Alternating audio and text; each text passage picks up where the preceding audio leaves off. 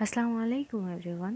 Welcome to my channel love spells शेयरफुल lovers. तो कैसे हो आप सब? हो आप सभी अच्छे होंगे, मैं भी ठीक हूँ। तो बिना वक्त ज़ाय किए हम शुरू करेंगे कहानी तुम मिले तो हम बने पार्ट 50। सीधा स्टोरी से शुरू करना चाहेंगे। प्रीत जैसे ही आयशा के घर पहुँचती है, आयशा की मॉम प्रीत से मिलती तो वो थोड़ी सी डांट देती है कि कितनी बार कही है तुम्हें कि जल्दी घर आया जाया करो, इतनी लेट कैसे हो गई। प्रीत बड़ी प्यार से उनको हक करती है और बोलती है कि आगे से नहीं होगी। और जो आयशा की मॉम थी वो प्रीत को बहुत प्यार करती थी, तो वो एकदम से बोलती कि याद रखनी चाहिए ये सारी चीज़ें, ठीक है ना। तभी प्रीत हंसते हुए बोलती कि ज़रूर रहेगी। खा लिया आपने? तुम्हें पता तो है मैं तुम्हारे साथ खाती हूँ, और आज इतनी कुछ ज़्यादा नहीं लेट हो गई। तभी प्रीत चुप थी कि आयशा बोलती कि मुझ पर भी ध्यान दे दो, मैं भी तो आपकी बेटी हूँ ना। तो एकदम से आयशा की मॉम उसे घूर के देखते बोलती कि तुम तो हो, तो क्या हो गई? तो मम्मा मतलब पूरी की पूरी प्यार आप इस पे मतलब निछावर करोगे, मैं कुछ नहीं लगती। हाँ लगती हूँ। तभी एकदम से प्रीत हंसते बोलती कोई बात नहीं दी, मेरे हिस्से की प्यार भी आप ले लो, मुझे ईर्ष्या नहीं होती आपसे। तभी एकदम से जो आयशा को देखा, अच्छा तो तुम मुझे टॉन्ट मार रही हो? हाँ। तभी प्रीत हंसते हुए बोलती कि नहीं मैं फ्रेश होकर आती हूँ, और वहाँ से प्रीत चुप से चली जाती है। जो आयशा है वो इतना तो समझदार थी कि ये जो मुस्कुरा के गई है, इस मुस्कुराहट के पीछे बेहद सारे दर्द छुपे हुए हैं जो वो दिखा नहीं रही है आयशा की मॉम के सामने। ये लड़की जो कुछ देर पहले एकदम गुमसुम होके चुप होके उसकी गोद में सोई थी थोड़ी देर के लिए ही, बिल्कुल बेजान होके, अब आयशा की मॉम के सामने बिल्कुल अलग पर्सन थे। प्रीत इसकी ये सारी चीज़ आयशा को समझ आ जाती है, ना चाहते हुए भी वो कुछ बोल नहीं पाती। तभी आयशा की माँ बोलती है कौन सी चीज़ों में खो गई अब तुम? आयशा बोलती है कुछ नहीं, कुछ ज़्यादा ही बड़ी हो गई है ये, 3 साल पहले ही ठीक थी, अभी से जैसे जैसे दिन बीत रहे, इसको जैसे जैसे देख रही हूँ मुझे बुरी लग रही है कि इतनी बड़ी भी नहीं होनी चाहिए। तो आयशा की मॉम जाते हुए बोलती कि ज़रूरी थी ना बेटा, इसकी हालत के बदौलत इसे इस मुकाम पे आना ज़रूरी थी, हम बस उसकी साथ दे सकते हैं। आयशा बोलती कि चलो ठीक है आप खाना लगाओ, मैं फ़्रेश होके आती हूँ। ये बोलते हुए आयशा एकदम से जाती है, फ्रेश वगैरह हो ली थी। प्रीत भी चुप से अपने कमरे में जाती है। वो जो आयशा के घर पे अब उसकी एक एक्स्ट्रा कमरा हो चुकी थी, वो वहाँ पे जाती है, फ्रेश वगैरह होती है, आती है। आयशा के मॉम के साथ बैठ के बिल्कुल बिंदास होके बात कर रही थी। आयशा फ्रेश होके आके बैठती है और जितना वो देख रही थी प्रीत को, उतनी ही वो हैरान हो रही थी कि दिल में हज़ारों दर्द सहते हुए होठों पे मुस्कान लेके किस तरह से प्रीत आयशा की मॉम से बात कर रही है। ये नज़ारा देख के कहीं ना कहीं उसके आंखें भर आते हैं, और वो जाके एक साइड पे बैठ जाती है और बड़ी गौर से बस अपनी माँ और प्रीत को देख रही थी कि उसके फ़ोन में एकदम से कॉल आती है। आयशा अपनी फ़ोन के वहाँ पे देखती तो देखती है ये एंजल की नंबर है। वो रिसीव करती है और कान में लगाते हुए बोलती है हाँ एंजल बोलो। अरे दी आपने तो कुछ बताई नहीं, वो उसका कुछ पता चली भी है, वो कहाँ है क्या? तभी एकदम से जो आयशा है वो थी रिलैक्स, और कहा होगी वहीं पे गई थी, उसी वहाँ से लेके आई हूँ, डोंट वरी ठीक है अब कल आ जाएगी। तभी एंजल एक लंबी सांस लेते बोलते कि चलो शुक्र है, सही तो है वो, ठीक है दी बस यही पूछनी थी, वैसे वो पक्का ठीक है ना? आयशा फिर से प्रीत की ओर देखती है। अब भी प्रीत झूठी मुस्कान के साथ आयशा की मॉम के साथ बात कर रहे थे। तो बोलती कि हाँ भी और ना भी दोनों समझ लो, चलो कल बात करते हैं। बोलते वो डिस्कनेक्ट कर लेती है। थोड़ी देर वो वहाँ पे बैठी रहती है कि जो आयशा की मॉम है वो खाना वगैरह लगा चुकी थी, तो एकदम से बोलती कि तुमको बैठी ही रहनी है या खाना भी खानी है? तो आयशा आती उठ के बोलती कि नहीं खिला ही दो, भूख तो वैसे भी लगी है। खाना वगैरह खाने लगते। खाते खाते आयशा जो है वो प्रीत से बात कर रही थी कि तुम्हारी तो इंटर्नशिप शुरू हुई है, तो कैसे चीज़ें चल रही है, हर रोज़ उसका नॉर्मल बात वगैरह होती थी। तो प्रीत भी प्रॉपर रिस्पॉन्स करती है कि क्या चल रहा है क्या नहीं। सब कुछ करते करते ये लोग डिनर वगैरह कर लेते हैं। डिनर करने के बाद जो प्रीत है जैसे ही अपने कमरे में जाने लगती है तभी आयशा बोलती है सुनो। तो प्रीत रुक जाते बोलती है हाँ दी बोलो। आ, मैं तुम्हारे साथ सोऊंगी आज। प्रीत एक मुस्कुराहट के साथ बोलती कि दी अब ज़रूरत नहीं है। तभी आशा बोलती कि नहीं वो चीज़ मुझे पता है कि ज़रूरत है कि नहीं है। तभी एकदम से प्रीत हंसते बोलती कि ठीक है जैसा आप कहो मैं इंतज़ार करूँगी। ये बोलते हुए वो जाती है अपने कमरे में। पहले वो कुछ बुक वगैरह रीड करती है और इधर आयशा अपनी सारे काम निपटा के वो जाती है प्रीत के कमरे में। तो देखती है प्रीत बेड पे एक साइड पे आधी लेटी हुई आधे सोई हुई, मतलब आधे बैठे हुए आधे लेटे हुए वो बुक पढ़ रही थी, रीड कर रही थी। जैसे आयशा आती है तो प्रीत एकदम से बुक को साइड कर लेती है, बोलती कि आ गई थी। हाँ आ गई। पक्का तुम ठीक हो? देखिए हाँ बिल्कुल ठीक हूँ मैं, मुझे क्या होगी। आयशा प्रीत की ओर देखती है और एक सवाल करती है आर यू ओके। प्रीत आयशा की ओर देखती हुई मुस्कान के साथ जवाब देती है कि हाँ हाँ दी मैं ठीक हूँ। क्यों ठीक नहीं लग रही हूँ क्या मैं?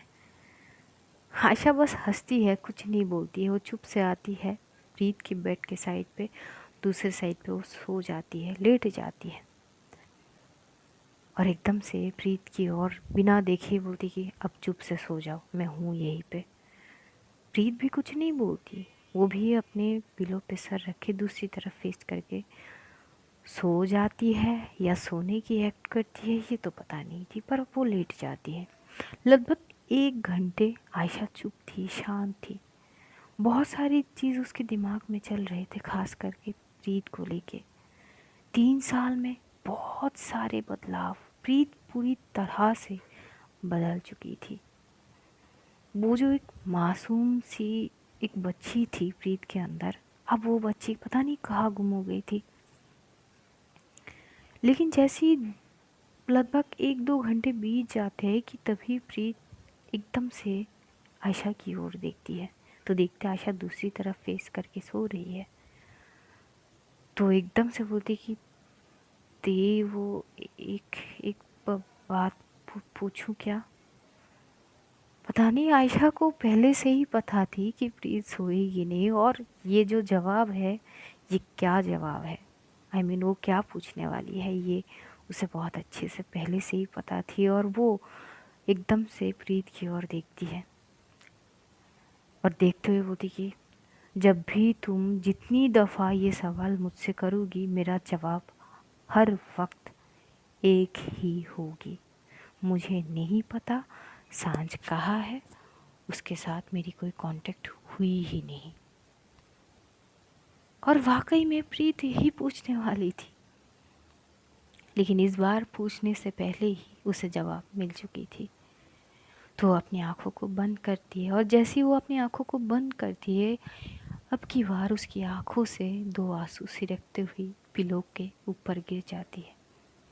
आयशा को दर्द सी होती है उसके दिल में, पर उसके हाथ में कुछ नहीं थी। वो आती है प्रीत को एकदम से हक करके बोलती कि बस बेटा बहुत रो लिया, अब शांत हो जाओ, सो जाओ अब। प्रीत भी एक अच्छी बच्ची की तरह सो जाती है।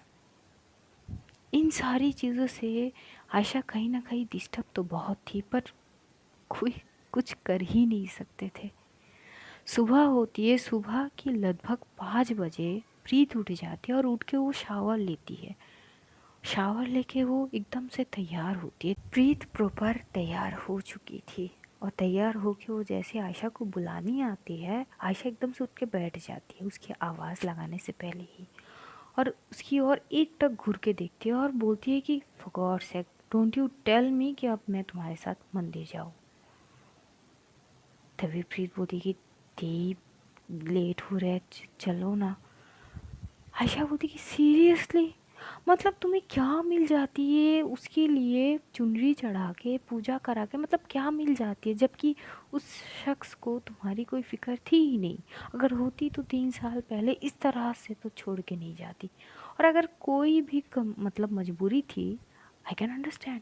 तो इतनी साल तक, मतलब इन 3 सालों में एक बार तो कांटेक्ट करने की कोशिश करती ना वो, जबकि वो कर ही नहीं है, फिर क्यों कर रही हो ये सब?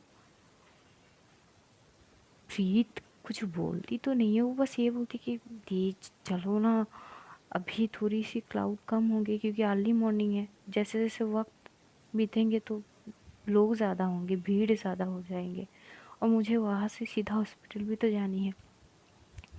आयशा को चिढ़ होती है, बोलती कि तुम मेरी बात समझ भी रही हो, मैं तुमसे कुछ बोल रही हूँ, पहले मेरी बात तो सुनो। लेकिन प्रीत को इन सारी चीज़ों से कोई मतलब थी नहीं, वो बोलती कि दी चलो ना प्लीज़ जल्दी से। आयशा बोलती कि मुझे नहीं जानी तुम्हारे साथ। प्रीत बोलती कि पक्का आपको नहीं जानी है, तो फिर मैं अकेली चली जाऊँ ना। तो आयशा बोलती कि ये क्या मुसीबत है, अरे पर हाँ ठीक है मैं फ़्रेश होकर आती हूँ। तो ये बोलती है आयशा, फ्रेश होने चली जाती है, तैयार वगैरह होती है, और वो आती है तब तक आयशा की मॉम भी उठ चुकी थी। और वो बोलती कि सवेरे सवेरे कहाँ चले तुम दोनों? तभी आयशा बोलती कि और कहा मंदिर, भूल गया आप, आज ही के दिन पता नहीं हर साल में इसको जानी पड़ती है, तो हम वहाँ से होके आते पहले। तो ये लोग निकलते हैं, आशा कार पार्क साइड से निकलती है और वो प्रीत को लेके मंदिर जाती है। वहाँ पे पूजा होता है, वो भी सांझ के नाम पे, जन्मदिन के अवसर पे वो उसकी पूजा करती है और उसके लिए पूजा करते हैं, चुनरी चढ़ाते हैं, थोड़ी बहुत चीज़ें वहाँ पे होते। उसके बाद प्रसाद वगैरह लेके धागा बांध के वहाँ से ये लोग सीधा घर के ओर आने लगते हैं कि प्रीत बोलती कि मुझे हॉस्पिटल छोड़ दीजिए ना, ब्रेकफास्ट तो करी नहीं अभी तक, क्यों हॉस्पिटल छोड़नी है, पहले मेरे साथ ब्रेकफास्ट करेगी, फिर मैं खुद ऑफिस जाते हुए तुझे हॉस्पिटल छोड़ दूँगी, अब कोई ज़िद या कुछ भी नहीं सुननी है। तो प्रीत चुप हो जाती है। वहाँ से घर पहुँचते ही आयशा की मॉम जो ब्रेकफास्ट ऑलरेडी तैयार करके रखी थी, तो ये लोग ब्रेकफास्ट करते और वापसी में जो आयशा है वो प्रीत को लेके रवाना होती है, उसके हॉस्पिटल पे उसे छोड़ देती है और ये बोलती है कि कृपया अपना ध्यान रखना और कुछ भी इशू हो तो मुझे कॉल करनी है, ठीक है? प्रीत बोलती कि जी दी, डोंट वरी। वहाँ से आयशा चली जाती है अपने ऑफिस की ओर और प्रीत अपने हॉस्पिटल में एंटर करती ही वो मिलती है एंजल से, एंजल से बात वगैरह करती है। तो एंजल बोलती कि कभी कभी ना तू मुझे डरा देती है यार, कब तक चीज़ों को पकड़ के रखेगी ना, मुझे तूने ठीक से बताई है कि रीज़न क्या है ना कुछ, ये तेरी बदलाव का रीज़न मैं अभी तक नहीं समझ पाई हूँ, आखिरकार ऐसा क्या हो गई है प्रीत? तभी प्रीत बोलती कि एंजल, तो एंजल चुप हो जाती है, बोलती कि बस कुछ भी पूछ लो ना, बस मेरी नाम ले लो और मुझे चुप हो जानी पड़ती है, ये गलत बात है। तो एकदम से प्रीत बोलती तो गलत है तो गलत ही से। और तभी वहाँ पे एकदम से कुछ इमरजेंसी केस आते, तो जो टाइमिंग शिफ्ट के जो डॉक्टर्स थे वहाँ पे थे नहीं, तो जो इंटर्नशिप कर रहे थे वो कुछ कुछ चीज़ों के लिए वो कर रहे थे। तो एकदम से एक डिलीवरी केस होते हैं जहाँ पे प्रीत और जो एंजल है इन दोनों वहाँ पे जाते हैं, बहुत कॉम्प्लिकेटेड चीज़ें थे और वहाँ पे एक मेल डॉक्टर थे और उनका शायद ये फर्स्ट टाइम ऐसे केस थे, तो वो बहुत डर रहे थे, वो भी इंटर्नशिप थी ही कर रहे थे। इधर प्रीत उनकी हालत देख के बोलती कि तुम कब तक इन सारी चीज़ों से भागते रहोगे, ज़रा ये बताओ। तभी वो लड़का एकदम से बोलती कि अरे तुम ब्रेव हो, मैं नहीं हूँ यार, बचपन से मुझे ये सुई देखते ही यार फीवर आ जाते थे शरीर में, और अब मैं दूसरों को ये सुई चुभोता हूँ। तुम्हें क्या पता इन सारी चीज़ का, मुझे तो इस सेक्टर पे आना ही नहीं था, वो तो मेरे पिताजी ने मतलब डरा धमका के यार मुझे यहाँ पे डाल दिया यार, यार प्लीज़ मैं क्या करूँ अब? तभी एकदम से प्रीत बोलती है अगर इतनी ही डर है तो बाहर चले जाओ, ऐसा ना हो कि हम पेशेंट्स को संभालते संभालते तुम्हें संभालने पे कतार पे आ जाए। वो लड़का जो था उसका नाम साहिल था, वो यहाँ पे ज्वाइन करा है, लगभग 6 महीने हो रहे हैं।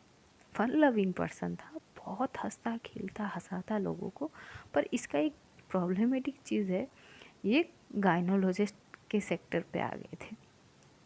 इसको डॉक्टर बनना नहीं था, कोई इंटरेस्ट था नहीं, लेकिन बेचारा अपनी फैमिली की प्रेशराइज के आगे दब गया और मेडिकल साइड पे आ ही गया, और आया तो आया, बदकिस्मती से ये गायनोलॉजिस्ट सेक्टर पे आ गया, जबकि उसे ये पसंद भी नहीं है। और प्रीत वो एक लौती थी जो सबके चाहती थी बस कुछ ही दिन में, क्योंकि प्रीत की टोन और उसकी पोलाइटली बात करने का तरीका सबको पसंद थी। वहाँ पे और भी बहुत सारे लोग थे पर उनके बर्ताव उतने अच्छे नहीं थे प्रीत के जैसे, तो प्रीत के हर किसी के साथ बहुत अच्छे से बन जाते थे। साहिल एकदम से बाहर हो जाती है ऑपरेशन थिएटर से। वहाँ पे जो है डिलीवरी वगैरह वो कॉम्प्लिकेशन के साथ प्रॉपर नॉर्मल हो जाते हैं, चीज़ें सॉर्ट आउट हो जाते हैं। तो वहाँ से एंजल प्रीत ये लोग निकलते और निकलते देखते ही साहिल वो चक्कर पे चक्कर लगा रहे थे। एंजल एकदम से बोलती कि बस कर यार, बस कर यार, डर तो होते नहीं, तुझे देख के मतलब हालत ख़राब हो जाती है यार, ऐसे कौन करता है। तभी साहिल बोलती कि यार तो तुम दोनों बहुत ब्रेव हो यार, मेरी तो फट जाती है। ओ गॉड, मैं आगे क्या करूँगा, मुझे कुछ समझ ही नहीं आता। तभी प्रीत बोलती कि पहले ना अपने डर को भगाओ, डरने वाली कोई बात है ही नहीं। तभी एकदम से वो बोलते कि क्या डरने वाली बात नहीं है, मैं जिस सेक्टर पे हूँ ना गायनोलॉजिस्ट यार, ये पहली तो बात ये तो मेरा सेक्टर है ही नहीं, मुझे तो कहीं और जाना था। तभी एकदम से प्रीत बोलती थी क्यों, प्रॉब्लम क्या है यार। प्रॉब्लम कुछ नहीं है पर बहुत अजीब सी लगता है यार, औरतें ऐसे ऐसे सवाल ऐसे ऐसे प्रॉब्लम लेके आते हैं कि यार मैं। तभी एंजल एकदम से हंस पड़ती है, बोलती कि हे भगवान, यह सच में इसको ना गलत जगह भेज दिए है। तभी प्रीत बोलती कि अच्छा शट अप हो गए, साहिल रिलैक्स, देखो तुम क्या करने आए हो और तुम क्या करना चाहते थे वो बात बात की होती है, पहले तुम जो कर रहे हो ना उस पर ध्यान दो। और जब तक चीज़ें हम समझते नहीं है ना तब तक वो बहुत टफ हो जाते हैं, जैसे हम उस चीज़ को समझ लेते हैं वो बहुत आसान हो जाते हैं। वैसे काफ़ी इंटरेस्टिंग पार्ट है, अगर तुम समझ जाओ तो। तभी एकदम से जो साहिल बोलती कि क्या है इंटरेस्टिंग पार्ट यार, ऐसे ऐसे चीज़ें है कि मैं बता भी नहीं सकता हूँ, पता नहीं लोग क्या सोच लेंगे। तो एंजल बोलती कि तू छोड़, चल प्रीत हम साइड पे चलते। तो ये लोग जाते हैं वहाँ से, जो एंजल है वो प्रीत से बात करते करते जा रहे थे। तभी एंजल को कुछ याद आती है तो वो देखती है प्रीत की ओर, प्रीत की ओर देखते हुए बोलती कि मंदिर गई थी। तभी एकदम से प्रीत बोलती कि वहीं से आके घर गई, घर से सीधा यहाँ पे। ओ ठीक है, वैसे तुझे पता है देखिए क्या, योगेश आ रहा है। अच्छा, तो अरे तुझे अच्छे से पता है वो मरता है तेरे ऊपर, कभी तो भाव दिया कर उसको। तभी एकदम से जो प्रीत है बोलती कि एंजल पता तो है ना मुझे ये सब पसंद नहीं है, प्लीज़। तो एंजल चुप हो जाती है। प्रीत बोलती कि कब आएगा वो, बोलती कि पता नहीं, उसने कहा है कि आ तो जाएगा पर कब आएगा वो नहीं बताया मुझे।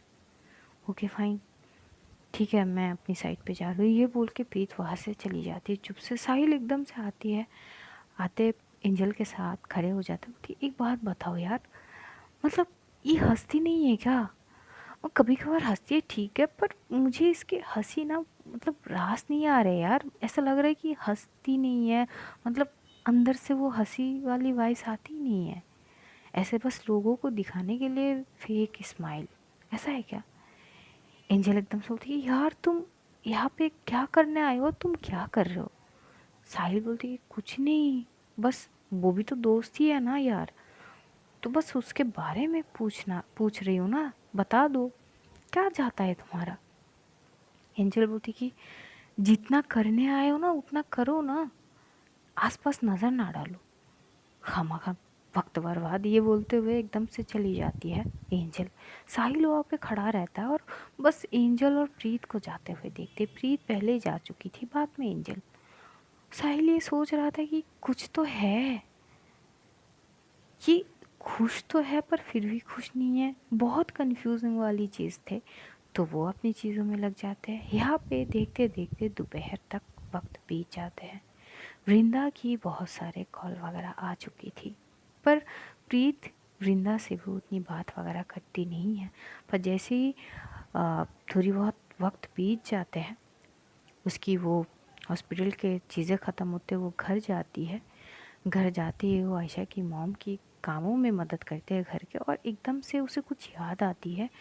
तो वो अपनी फ़ोन लेती है, फ़ोन लेके वो सीधा कॉल करती है पुष्पा जी के पास।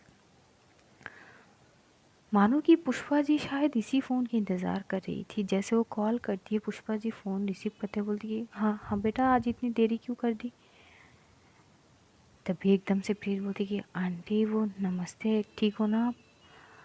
हाँ मैं तो ठीक हूँ, पर तूने आज इतना लेट कैसे कर दिए?